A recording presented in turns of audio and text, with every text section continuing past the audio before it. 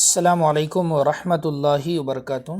प्यारे भाइयों दोस्तों, उम्मीद है कि आप लोग खैर वाफियत से होंगे। आज की इस वीडियो के अंदर काफ़ी दिनों के बाद हम नेट वेब टेक्नोलॉजी इस स्टॉक का फंडामेंटल और टेक्निकल एनालिसिस करके शेयर करेंगे।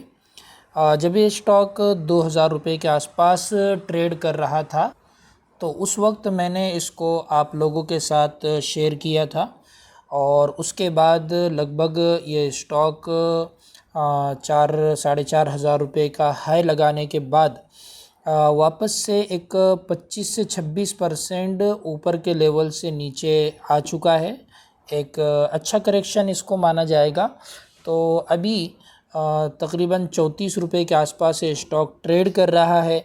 तो इस लेवल पर ये स्टॉक कैसे रहेगा, और इसके भी क्वार्टरली रिज़ल्ट भी आए थे, तो उस क्वार्टरली रिज़ल्ट पर भी हम एक नज़र डालेंगे और एक मरतबा पूरा डिटेल फंडामेंटल और टेक्निकल एनालिसिस करके देखेंगे कि आने वाले टाइम में कौन सी लेवल इसकी अहम हो सकती हैं और यहाँ से ये स्टॉक क्या ऊपर जाने के चांस इसके बनते हैं या नहीं बनते हैं। लेकिन वाज़े तौर पर मैं आप लोगों को डिस्क्लेमर दे दूं कि भाई ये वीडियो सिर्फ़ और सिर्फ एजुकेशन और लर्निंग पर्पस से मैं आप लोगों के साथ शेयर कर रहा हूं। मेरी तरफ से बाय सेल की बिल्कुल भी रिकमेंडेशन नहीं है।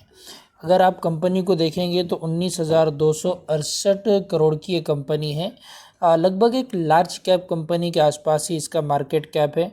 और सबसे ख़राब बात यह है कि इसका अभी जो पी देखेंगे तो 143 का है, जो कि बहुत ही मतलब हाई कैटेगरी में माना जाएगा। बहुत महंगा ये स्टॉक मिल रहा है।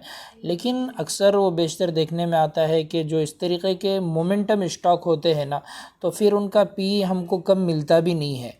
ठीक है। इसका ROC देखेंगे तो ये 32 का है। ROE देखेंगे तो तकरीबन 23 का है। ये भी काफ़ी अच्छा माना जाएगा। बहुत ही बेस्ट और बेहतर बात यह है कि कंपनी के ऊपर बिल्कुल भी डेप्ट नहीं है, कर्जा नहीं है। एक डेप्ट फ्री कंपनी इसको मान सकते हैं। रिजर्व अगर कंपनी के पास देखेंगे तो 566 करोड़ के हैं। तो अच्छे खासे रिजर्व कंपनी के पास यहाँ पर हमें नज़र आ रहा है।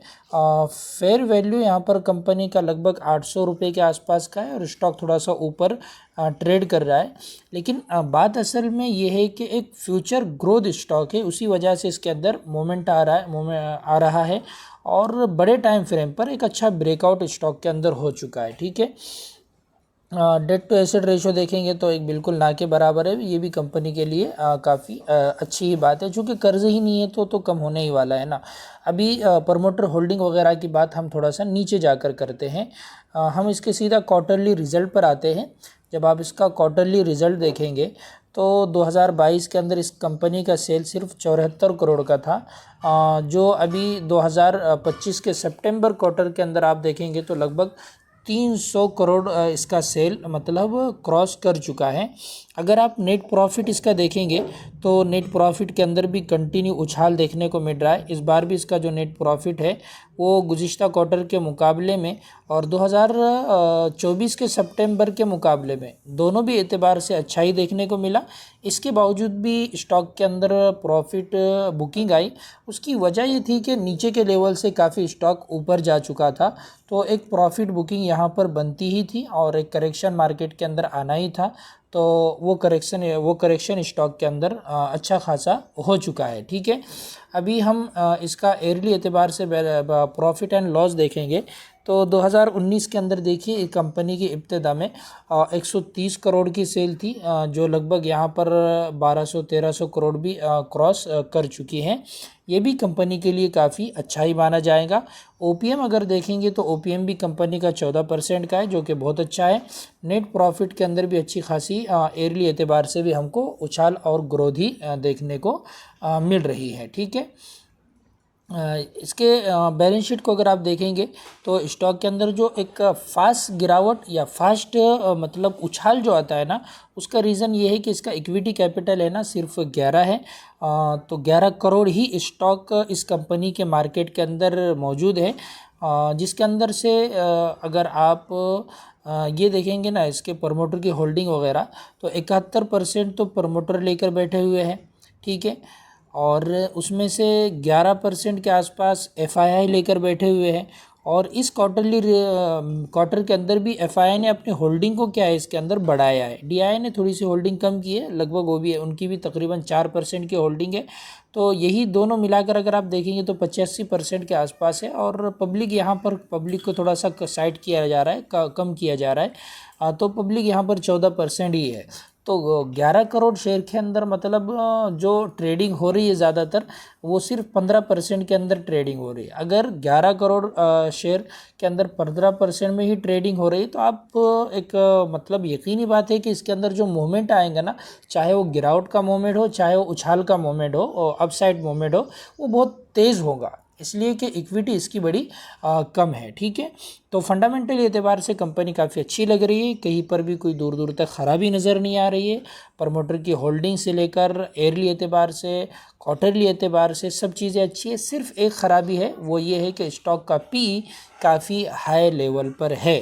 ठीक है, ये एक थोड़ा सा निगेटिव इसके अंदर पॉइंट है। ठीक है, अभी हम इसके सीधा टेक्निकल एनालिसिस पे आते हैं। ट्रेडिंग व्यू के अंदर नेटवेब टेक्नोलॉजी का यहाँ पर 12 महीने का चार्ट मेरे सामने ओपन है। अगर आप देखेंगे इस महीने में ये इस साल में तो काफ़ी बहुत ही बेहतरीन वॉल्यूम रहे। देखिए स्टॉक है ना 800 रुपये से ऑलरेडी यहाँ पर 3000 रुपये का हाई लगाया था, लेकिन यहाँ पर वॉल्यूम देखेंगे ना आप तो ना के बराबर आपको नज़र आएंगे। लेकिन एक बड़ी गिरावट के बाद प्राइस के अंदर अच्छा उछाल भी आया, लेकिन वॉल्यूम देखेंगे आप तो बड़े कमाल के आए इसके अंदर। ये स्टॉक को मतलब और अच्छा बनाता है। अभी हम छोटे टाइम फ्रेम पर आते हैं तो देखिए एक स्टॉक के अंदर बड़े टाइम फ्रेम के एतबार से करेक्शन आया, लेकिन कम वॉल्यूम के साथ आया। ये स्टॉक के लिए काफ़ी अच्छा है और जब रिकवरी हो रही है बहुत ही अच्छे वॉल्यूम के साथ इसके अंदर हमें रिकवरी देखने को मिल रही है। ठीक है, अभी 3 महीने के चार्ट के ऊपर स्टॉक ये बता रहा है कि स्टॉक के अंदर क्या है, करेक्शन है। लेकिन जैसे जैसे छोटे टाइम फ्रेम पर जाएंगे तो इंशाल्लाह चीज़ें क्लियर होंगी कि किस लेवल पर इसके अंदर मोमेंट आ सकता है और कहाँ तक गिरावट आ सकती है। देखिए मंथली चार्ट इसका ये बता रहा है कि मंथली एतबार से ये जो लेवल मैंने क्वालिटेटिव मार्क की है ना, ये लेवल काफ़ी अहम है।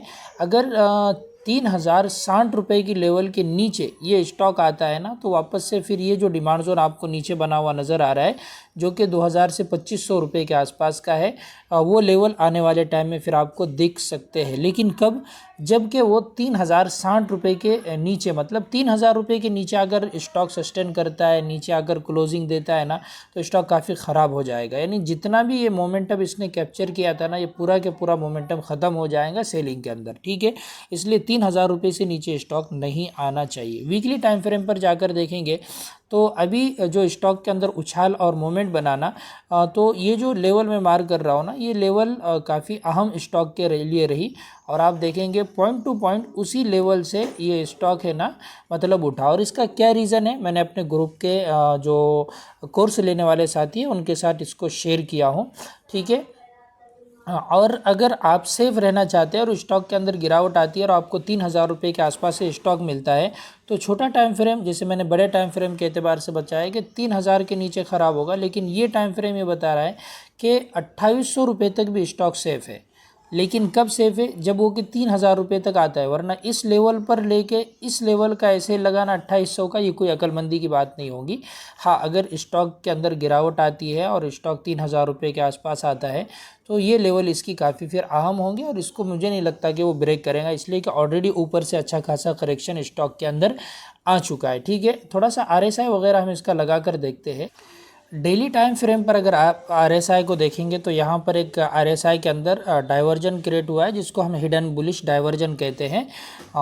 तो ये भी स्टॉक के लिए काफ़ी अच्छा ही माना जाएगा, एक अच्छा डाइवर्जन इसके अंदर हो रहा है। ठीक है, बहरहाल चलिए जितनी भी चीज़ें मैं आप लोगों के साथ इस स्टॉक की शेयर कर सकता था, इसलिए कि बहुत ज़्यादा डाटा भी इस स्टॉक का है नहीं। ठीक है, बहुत पुराना स्टॉक हो ऐसा बिल्कुल भी नहीं है।